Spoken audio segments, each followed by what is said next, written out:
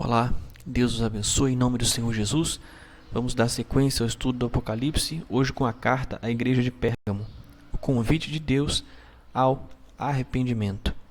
Você pode acessar tanto pelo facebook.com/cura do interior, vou deixar o link na descrição do vídeo para você ler com calma, e você pode também acessar o site curadointerior.org clicando em blog, e você vai ter acesso ao blog, você encontra lá a mensagem, tá bom? Se inscreva no canal, não deixe de acompanhar aí o testemunho, como Deus me curou da depressão, pânico, personalização, e acompanhe os vídeos para você sempre estar alimentando aí a sua fé, tá bom?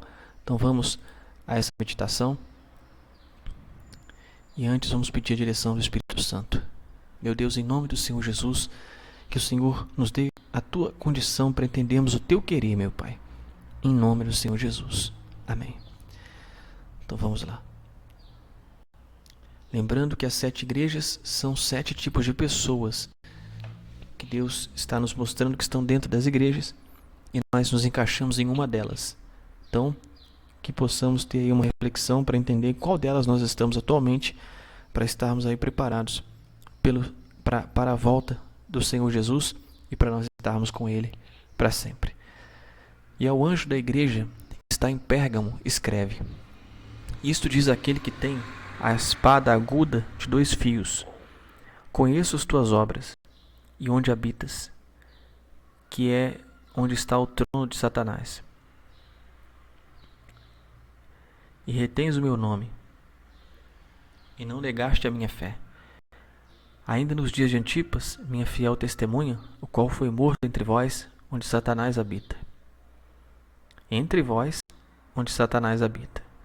Mas algumas poucas coisas tenho contra ti. Porque tens lá os que seguem a doutrina de Balaão, o qual ensinava Balaque a lançar tropeços diante dos filhos de Israel, para que comessem dos sacrifícios da idolatria e fornicassem. Assim tens também os que seguem a doutrina dos nicolaítas, o que eu odeio. Arrepende-te, pois, quando não, em breve virei a ti, e contra eles batalharei com a espada de minha boca. Quem tem ouvidos, ouça o que o Espírito diz às igrejas. Ao que vencer, darei eu a comer do maná escondido, e dar-lhe-ei uma pedra branca, e na pedra um novo nome escrito, o qual ninguém conhece, senão aquele que o recebe. Vamos entender, pessoal. Pérgamo era a capital da Ásia. Por isso, era como um centro do culto imperial para toda a região. O trono de Satanás era caracterizado por esse culto imperial. Haviam vários templos de falsos deuses pagãos na cidade, inclusive um templo dedicado ao imperador Augusto, que certamente caracterizava a abominação diante de Deus. Por isso, cristãos eram fortemente perseguidos. E em meio a essas perseguições, uma fiel testemunha do Senhor Jesus, que fazia parte da igreja de Pérgamo, Antipas, foi perseguido e morto por defender a fé cristã no Senhor Jesus. Por esse motivo, que na descrição da igreja de Pérgamo aparece o elogio de Cristo à fidelidade da comunidade e o fato de não terem renegado a fé. Não renegastes minha fé, nem mesmo nos dias de Antipas, minha testemunha fiel, que foi morto junto a vós, onde Satanás habita. Estudiosos apontam que Antipas foi martirizado durante o período do imperador Domiciano e que teria sido amarrado em cima de um touro, onde puseram fogo. Antipas, a essa altura, já havia sido morto por não negar a sua fé no Senhor Jesus, quando João recebeu a revelação, da carta. E o líder, anjo da igreja de Pérgamo, foi aprovado por Deus, mas existiam alguns que praticavam a doutrina de Balaão e dos nicolaítas. Para compreender melhor, Balaão era um feiticeiro que ordenou o rei de Moabe a enviar mulheres para que os filhos de Israel pecassem contra Deus e praticassem sacrifícios ao diabo, que era representado pelos falsos deuses. Ele sabia que com essas atitudes Israel iria sofrer as consequências do seu pecado. Balaão fez isso, pois foi seduzido pelo ouro do rei de Moabe, que lhe ofereceu riquezas para fazer o povo de Israel pecar, e assim perdesse a comunhão com Deus, para que eles não tomassem o território de Moabe, que está escrito em Números 25, 1 ao 3. E Israel deteve-se em Sitim, e o povo começou a prostituir-se com as filhas dos moabitas. Elas convidaram o povo aos sacrifícios dos seus deuses, e o povo comeu e inclinou-se aos seus deuses. Juntando-se, pois, Israel a Baal-peor, a ira do Senhor se acendeu contra Israel. Em relação à doutrina dos nicolaítas, não temos referência para afirmar o que necessariamente seja, mas como o Senhor Jesus aqui deixa claro que a aldeia, e ela é colocada na mesma condição da doutrina de Balaão, certamente pode ter a ver com paganismo, idolatria, culto a falsos deuses, como hoje em dia as pessoas idolatram imagens, de escultura. A Bíblia deixa claro, pessoal, o caminho, a verdade e a vida é o Senhor Jesus. Ele nasceu de Maria, uma mulher de Deus, mas que é uma serva de Deus, como são todos os demais servos de Deus. Então a honra e a glória é para o Senhor Jesus. Nunca dirija sua oração a qualquer outro nome que não seja o Senhor Jesus, porque ela não vai chegar a lugar algum. O Senhor Jesus Cristo é que morreu e deu sangue por você, por mim. Então só Ele é que pode nos salvar. Não cometa esse erro. O Senhor Jesus, Deus diz na palavra dele que para não fazer imagem de escultura, adorar já é muito mais abominável. Então procure se corrigir nesse ponto, se é o seu caso. Prostituição e também a fornicação certamente tinha a ver com algo assim, a doutrina dos nicolaítas. A mensagem aqui é clara. Existiam, infelizmente existem, pessoas dentro das igrejas que têm vivido na prática do pecado. O Senhor Jesus aqui não está condenando essas pessoas, muito pelo contrário. Ele está fazendo um convite ao arrependimento, não só aos membros da igreja de Pérgamo, mas a todos, inclusive nos dias de hoje, agora, que infelizmente têm vivido no pecado, para que se arrependam, parem de viver traindo, ainda que seja com pensamentos impuros e errados. Pare de cultivá-los em sua mente, pois Deus conhece todos eles. Parem de ficar prestando culto a imagens. Parem de colocar os bens, as pessoas acima de Deus. Sim, porque a idolatria não é só em relação à imagem de escultura, pois quando você prioriza qualquer pessoa ou coisa mais do que o Senhor Jesus, você está cometendo o pecado da idolatria. O recado é: arrependam-se enquanto é tempo. A espada de dois fios é a palavra de Deus. O Senhor derrotará todos os que fizerem parte da doutrina de Balaão e dos nicolaítas, entre esses o anticristo e seus seguidores, que veremos mais à frente, com o sopro, como podemos ver neste versículo.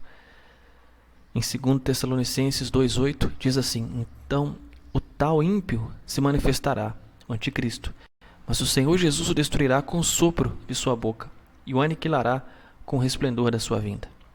O Senhor deixa claro que em breve virá contra os que praticam a doutrina de Balaão e dos nicolaítas. Portanto, se você não quer perder a sua salvação e fazer parte dos que serão derrotados pela espada da boca do Senhor, arrependa-se. A pedra ao final da carta, significa o mais importante, que é o relacionamento com Deus, eu creio. Ou seja, somente Deus e a pessoa que recebeu o novo nome sabem esse nome. Significa que o mais importante é o seu relacionamento, intimidade com o Senhor Jesus, a sua intenção diante do Senhor, pois Ele sabe cada um dos seus pensamentos. Quanto mais suas atitudes exteriores, ainda que você esteja em um local que ninguém te conhece, Ele vê e sabe de todas as coisas. A mensagem é clara: arrependa-se das práticas contrárias à vontade do Senhor Jesus, antes que seja tarde demais, pois chegará um tempo em que o arrependimento não será mais aceito e a misericórdia de Deus termina quando nossa existência aqui na terra termina. Ou quando a pessoa receber a marca, mesmo em vida, ela não tem mais chance de salvação, ela está condenada ao inferno e depois ao lago de fogo e enxofre para sempre. Se você partir deste mundo, sem crer de verdade no Senhor Jesus e assumi-lo como seu único Senhor e Salvador, rejeitando sua oferta perfeita na cruz, você estará eternamente separado de Deus. Portanto, a palavra é arrepender-se ou arrependa-se e se volte para o Senhor Jesus enquanto é tempo, pois amanhã pode sim ser tarde demais. A misericórdia de Deus é muito grande, mas ela acaba, pessoal. Buscai ao Senhor enquanto se pode achar, invocai-o enquanto está perto. Deixe o ímpio o seu caminho e o homem maligno os seus pensamentos, e se converta ao Senhor, que se compadecerá dele. Torne para o nosso Deus, porque grandioso é em perdoar, porque os meus pensamentos não são os vossos pensamentos, nem os vossos caminhos os meus caminhos, diz o Senhor. Porque assim como os céus são mais altos do que a terra, assim são os meus caminhos mais altos do que os vossos caminhos, e os meus pensamentos mais altos do que os vossos pensamentos. Deus está escrito em Isaías 55, 6 ao 9. Então você vê, É melhor querer o que Deus quer, porque Ele deu o sangue dele por nós, sofreu por nós, já sabendo que muitos iriam rejeitar. Ele decidiu nos criar, decidiu se sacrificar. Ele sabe do futuro, passado, presente. O Apocalipse está aí acontecendo diante dos nossos olhos, né? A globalização, o sistema econômico sem o uso do dinheiro físico, com a marca, né? Chegando aí, está ficando bem claro, com os passaportes, com os modos de controlar os acessos, as idas e vindas. Nessa pandemia nós estamos vendo isso de forma clara. Então, está tudo se cumprindo. Como não confiar na vontade de Deus, sendo que Ele nos ama tanto a ponto de dar o seu sangue precioso por nós na cruz? E se Ele tem tudo sob controle, Ele sabe do futuro. É muita burrice, pessoal, fazer uma escolha contrária ao propósito, à vontade de Deus. É melhor querer o que Deus quer do que o que nós mesmos queremos ou até o que os outros querem, mesmo que nos amem.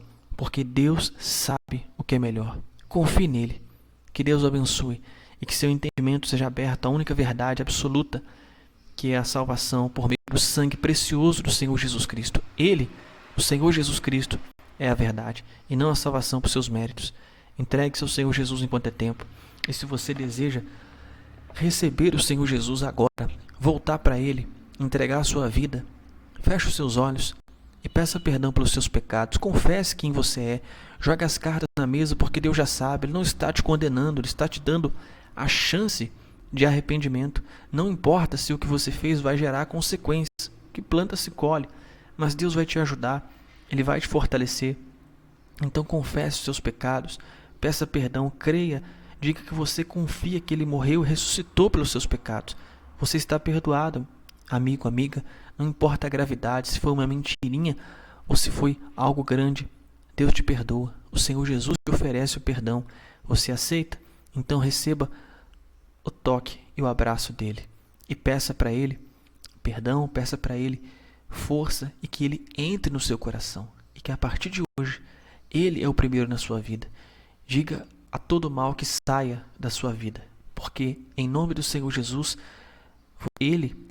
o Senhor Jesus, além de te dar o perdão, a vida eterna, que é a presença dele, a salvação, através do sangue precioso dele, Ele quebrou o poder do diabo. Então você não precisa mais sofrer. Ainda que você passe momentos difíceis, eu passei também, mas o Senhor Jesus esteve comigo, me lapidando, me ajudando.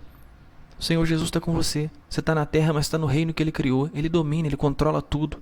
Entenda, olha a natureza, olha a sua volta, olha as crianças, olha os animais, olha o céu, a natureza, a água, tudo. Deus criou tudo. Ele domina tudo. Pode vir o diabo que for, o inferno que for. Deus vai estar com você na angústia e vai te livrar dela e vai te fortalecer sobre ela. Use tudo que vier contra a seu favor. Amém? Entregue o seu coração, a sua semana. E se quiser parar o vídeo, louve a Deus, adore a Deus, se curve a Deus.